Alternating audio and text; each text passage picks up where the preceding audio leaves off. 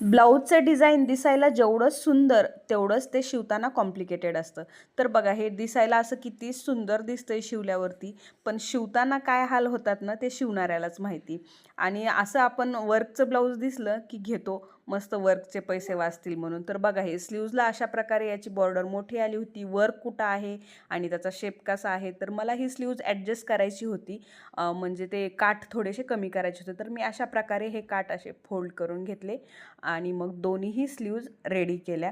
तर बघू शकता ओळखायला पण येत नाही आहे, ती छान अशी टीप वगैरे मारून फिनिशिंगमध्ये घेतलं आणि आरुषला वगैरे घेऊन आले. आणि पाहिलं तर डब्बा संपलेला होता, पण काहीतरी शिल्लक होतंच डब्यात.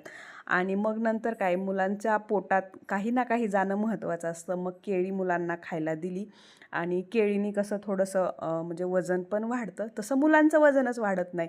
आणि स्वतः पण खाल्ली आणि ब्लाऊजचं मेजरमेंट घेत होते तोपर्यंत हे इकडं असं उद्योग झाला की दूधच सगळं उतू गेलं. सगळं नाही, थोडंसं उतू गेलं.